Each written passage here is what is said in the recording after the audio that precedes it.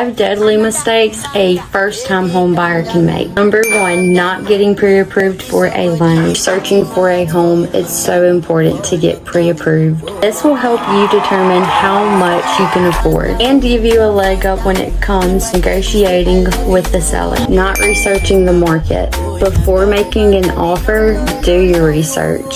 Understand the current market conditions, home values, and what similar homes are selling for in that area. Home buying costs go beyond the purchase price. Be sure to factor in the closing cost, moving cost, any potential repairs or renovations. Not getting a home inspection.